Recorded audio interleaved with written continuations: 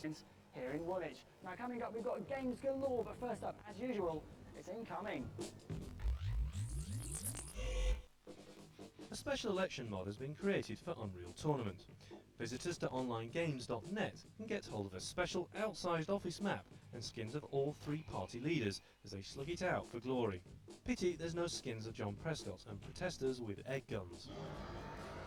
The award-winning genre-busting PC game Giants is going to storm its way onto the Xbox. Although it looks gorgeous on the PC, developers Planet Moon promised even more stunning visuals and effects to take the Giants franchise up one more gear. Jedi Knight 2 has been announced for the PC. Entitled Star Wars Jedi Outcast, once again you take on the role of Kyle Katarn, a first-person shooter. Using the Quake 3 engine, he's going to look a lot better than his older brother shown here, and of course there's even more opportunity to use the Force. We'll bring you a full preview when we get our grubby mitts on it. Do you remember the days when cartoons used to be just chase capers with extreme violence? Did you ever get frustrated when the tracks never worked in Roadrunner? Well, if it all sounds a bit familiar, well, why not try being the calamitous coyote yourself? Here's how, in TBA. Sheepdog and Wolf sees you in the paws of Wile E. Coyote as he attempts to steal sheep from the ever-watchful gaze of Sam Sheepdog in his third-person action strategy game. In true Looney Tunes style, it's not just a case of running into the paddock and grabbing a handful of wool. You'll have to use your head as well as your legs if you don't want to be hammered into the ground by the meat-fisted K9. At your disposal are a number of gadgets, including cabbages to lure sheep away, brushes to jump into and sneak around in, and of course boulders on wooden seesaws. The game's looking great on the aging console, with a suitably cartoony feel and great over-the-top sound effects when it comes down to sprinting away in a cloud of dust or sneaking around on tiptoes. Expect it to hit the shelves later than build on the PS1 and PC in September. The Xbox may be super powerful, but it also seems the machine is perfect for rendering wobbly 3D. You can see where this is going. Dead or Alive 3 is coming exclusively to Xbox, and as you can see by this footage, it's looking fantastic. The third in the highly popular fighting series promises to deliver more action, more characters, and of course a whole new range of fighting moves and combos, as well as ridiculous ring-outs. The game is expected to be one of the first wave of games to come out for the machine when released in America this autumn, so expect it to do the same here when the Xbox hits UK shores next year.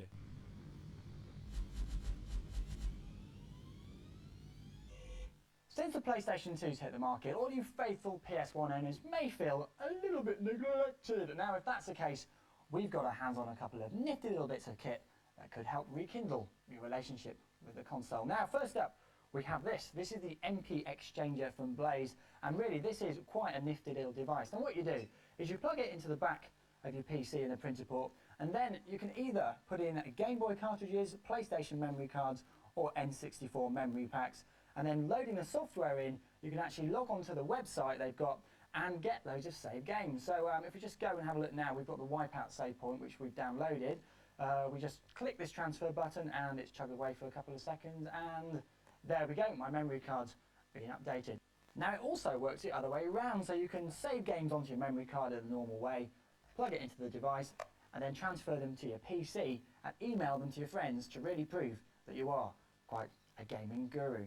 Now, if you're into your gaming on the move, you could get yourself one of these screens designed for the PS1. Now we've seen quite a few around already, but this one is a bit different. Now it's got, as you can see, it's got a massive screen. It's about twice as big as other ones, about 5 inches. It's got stereo speakers left and right, and if we fold it down, they've even included a headphone socket so you don't annoy people on the move. And the really good thing is, at the back here they've got a power adapter, and they've included a car adapter so you can plug it into a cigarette lighter, and that means you can play it on the move. And unlike other screens where you have to plug in the screen and the PlayStation, this one provides a 3-port and powers both. Very handy indeed. Well, I'm off back to the museum now. I think this will come in very useful.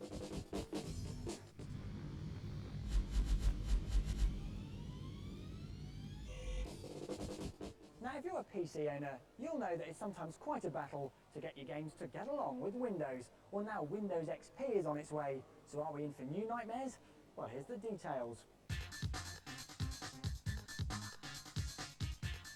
The PC may be one of the most versatile gaming platforms, but it also suffers from its fair share of problems, whether it be problematic hardware drivers or games that keep crashing. Microsoft reckon they may be able to banish these problems forever with their new operating system. Currently codenamed Whistler, the final release will be called Windows XP. Game Over spoke to Windows Product Marketing Manager David Weeks to find out more. We first quizzed him over the new XP tag. Windows XP, well the XP stands for experience, so Windows XP will enable new capabilities on your PC, especially in the home environment. We've had this in development for around 18 months and we've been building on the foundation of Windows 2000, which has been proven rock solid in the business space now. So we want to bring that stability and reliability to the home user now. Reliability is something computer gamers have been crying out for. Unfortunately, XP is a lot more stable than the likes of Win98 and ME. This is because the system is based on the robust Windows 2000, which is a lot less crash prone. Users can also look forward to a sparkling new interface, which is easy to navigate and understand. Another neat new feature is the ability to play problematic older games. No problem at all with Windows XP. There are games on the marketplace that would only run in certain Windows 9X environments, say for Windows 95 or Windows 98. So obviously moving to a full 32-bit platform as Windows XP is, they won't be able to run their own games on there. So we've actually built in something called compatibility mode, which enable or emulate the Windows 95 environment or the Windows 98 environment, so people can actually use older applications running on Windows XP, which is a great bonus because a lot of gamers like to play their older games as well. Playing nostalgic retro games is indeed fun, but Microsoft have also implemented plenty of new improvements for future games too. So what can gamers expect from XP? They're actually going to get a great gaming platform. It's really robust, really reliable. It's a very user-friendly interface in there, so they're going to get a great experience. Also with Windows XP, because it is, for high-end gamers, they're going to be able to use multi-processors, so they can have two Pentiums running in the same machine, so they're going to get extreme performance on that high-end area there. Also, the benefit of Windows XP is, over Windows 95 or Windows 98, the more RAM you have, the more performance you're going to get. Where you get great performance up to 64 megabytes with Windows 95 or on the Windows 9X platform, but anything over that it starts to tail off, so you've got a curve that comes off and tails off. With Windows XP, because it utilises all the RAM, the more RAM you have, the more performance you're going to get, and that continues up on the curve, which is an excellent result for gamers. With the likes of Windows XP and the Xbox, Microsoft are targeting gamers in a big way. We've been using the new operating system for a while. It has proven to be very stable and hasn't crashed, ever. It seems the days of ridiculing the Big M over buggy software may be finally over, and it couldn't have come at a moment too soon for all the PC game players out there. Oh, look at the size of that column. Now, the first game to be reviewed this week is World Destruction League Warjets. It's a 3D aerial combat game on the PS1. But will it win against the assassin sharpshooting? Well, let's find out.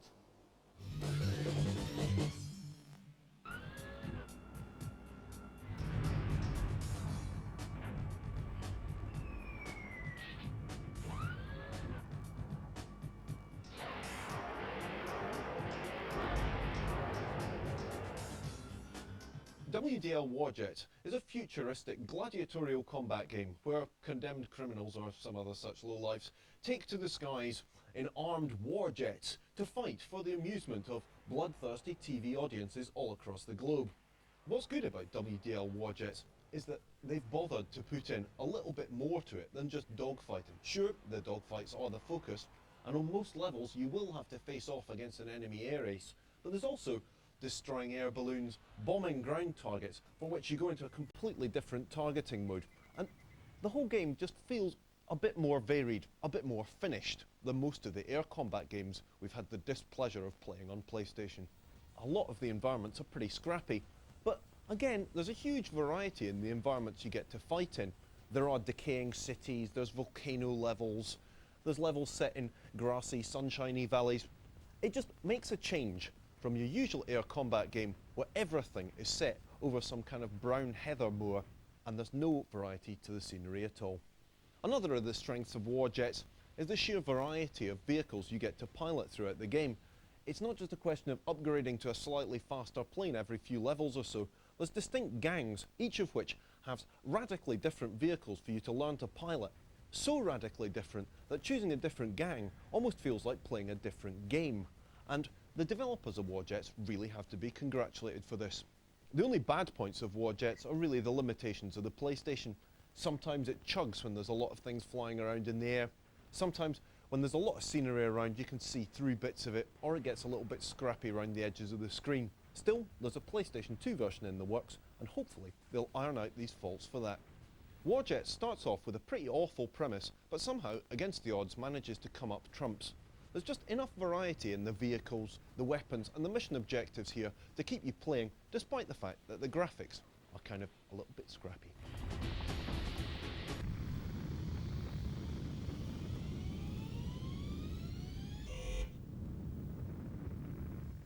Well, it's time to retire to the trenches for the end of part 1, but pop your head out for part 2, because we've got the second part in our guide to building a PC and Spider-Man web slings onto the Dreamcast.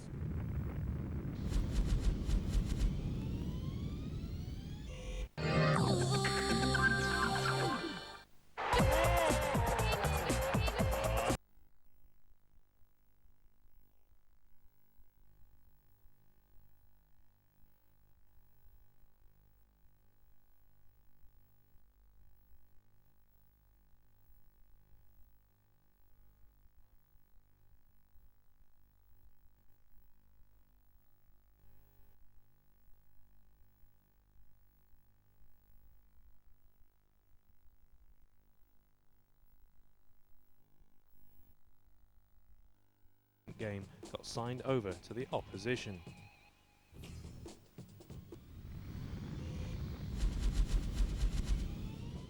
But first, part 2 of our guide to building a better PC in the Game Over Bootcamp.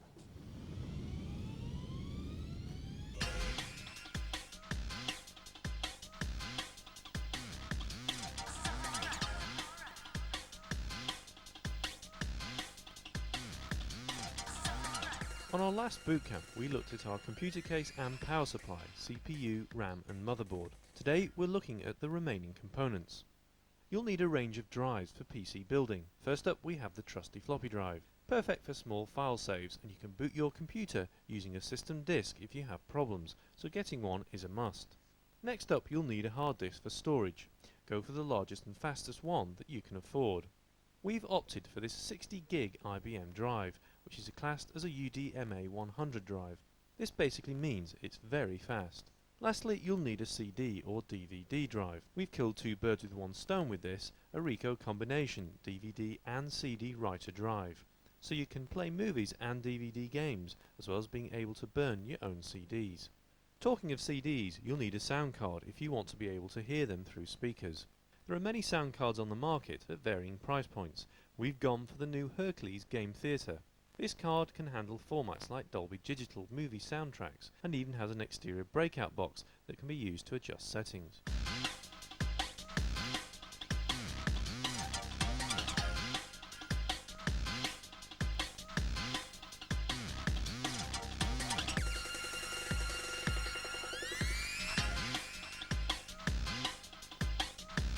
Lastly, you'll need a graphics card to power all your games. There are, once again, many different types available from manufacturers, and prices can differ considerably.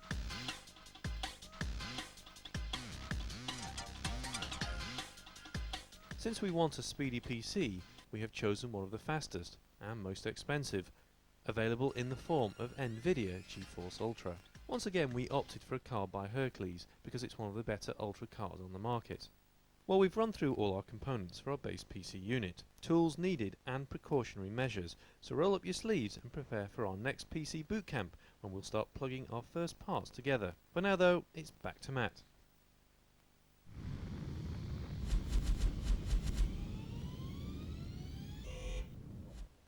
Footy management games, if you like that sort of thing, you'll love them. But they've been going for over 10 years now, and here's a story behind the beginnings of one of the best.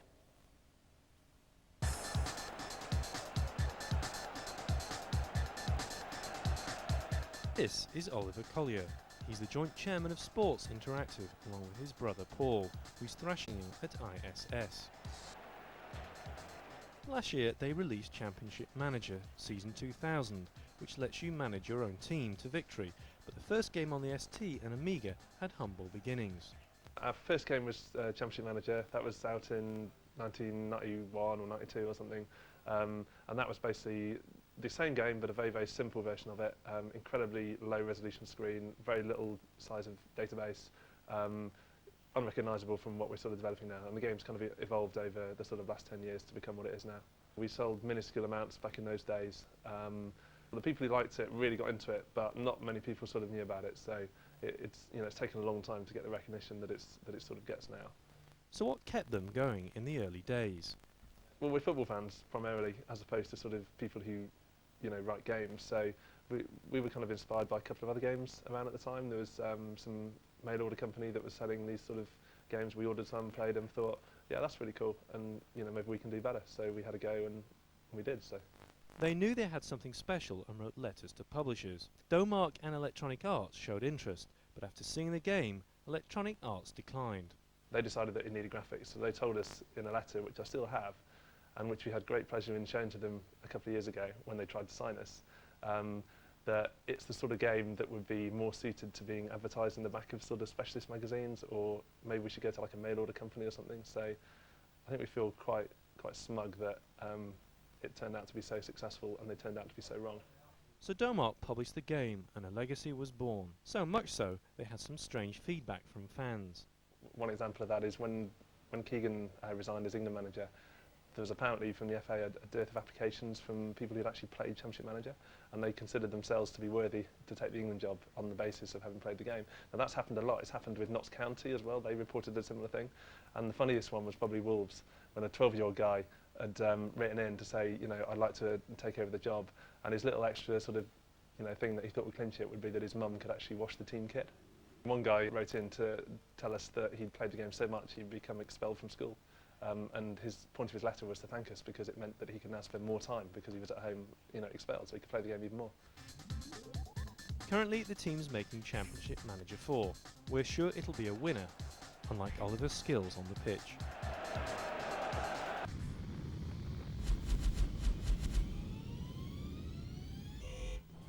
Now time for 5 weapons and power-ups that will definitely have you visiting the laundrette in the collection.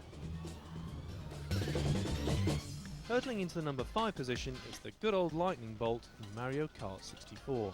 Once activated, all the other drivers will shrink like babies and travel about half the speed. It's the most powerful weapon available and it's guaranteed to gain you a few positions. It's a rare one to pick up, so when you have one, use it wisely. Rippling its way up to number 4, it's Wipeout's Shockwave power-up on the PlayStation. Watch the track in front of you transform into a Mexican wave-style ripple, flinging any drivers unfortunate enough to be ahead into oblivion. As graphically impressive as it is devastating, use this one selectively. Spinning into the number 3 position, it's the Tornado power-up on the PS2's Rumble Racing. This lets you send a full-scale twister swirling down the track, taking out everything in its path. It's one that can take you from last place right up to first. If you see one in your rear view mirror, it's bicycle clip time. Dropping in at number 2, it's the thermonuclear warhead you find yourself armed with in F-22 Lightning III. As you can imagine, once it's dropped, you don't want to hang around to watch the mushroom cloud form. It's a stunning sight and causes an amazing virtual shockwave. As far as explosions are concerned, they don't come much bigger than this. Every first-person shooter has to have a mother of all weapons, and in Unreal Tournament, it comes in the shape of the Redeemer. Once you've guided it from an onboard viewpoint, just sit back, relax, and watch your opponent frantically, more often than not unsuccessfully, try and escape from its awesome explosive shockwave. And for more games info, as usual, don't forget to log on to tvchannel.co.uk/gameover. Now time for the second review, and at last Spider-Man has found his way from the PlayStation over to the Dreamcast, and here's the Assassin's all-important verdict. Listen, I realize what this means. Forget about helping me with Omnitech. I can handle Rhino. Rhino by yourself? Thanks, Cat, but no thanks. Look, being Spider-Man has given me a lot and taken a lot away, but one thing never changes. My responsibility to use my powers for others before myself, no matter what the cost. It's taken a long while, but finally Dreamcast users are going to get to appreciate Spider-Man, clearly the best superhero game ever released. And, what's more, in a new, polished-up version that makes the PlayStation original look rather grotty. Where Spider-Man really scores big is how the game totally revolves around Spider-Man's special powers. Previous superhero games, particularly on the Mega Drive and the SNES, just tended to portray the main hero as just a bruiser in a cape who wandered along treating people to his powerful right hook. Here, everything is about webs, swinging on webs, shooting webs, even exploding bits of webs, all down to Spider-Man's powers. Whoa! The PlayStation version of Spider-Man looked plenty tasty, and the Dreamcast version takes that and improves on it. Of course, there's the usual Dreamcast drawback that some of the characters look almost a bit too clean, a bit too solid, a bit too 3D cardy, but they've got rid of the fogging that kind of spoiled the PlayStation version, and most of the way through, this looks plenty tasty. What's good about this is that it just perfectly captures this feel of Spider-Man. You're climbing up walls a lot of the time, you're swinging off huge web ropes a lot of the rest of the time, and when you're not doing that, you're fighting against supervillains who are straight out of the comic books. If you felt shortchanged by every lame superhero game you've played up till this point, Spider-Man is the one. It is pure Marvel comic books and pure genius. Of course, we'd be lying to you if we pretended that Spider-Man was the perfect video game. Naturally, there are a couple of flies in the ointment. For starters, the camera gets a little bit hyperactive at times, and sometimes that can get in the way of the action. And a couple of other times, the sheer up and down anti-vertical nature of the game gets a little bit mental, and it's difficult to remember whether you should be pressing up to mean down or down to mean up, or whatever. At that point, you'll usually fall off and die. Spider-Man really shows the way forward for superhero games. There's been a huge amount of thought put into this, and it really is a meaty playing experience.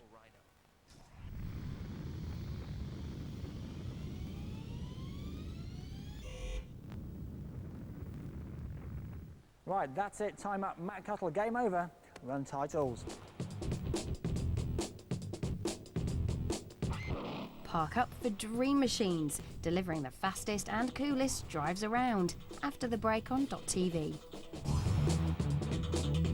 Between Michael Schumacher and David Coulthard, Barrichello on 24.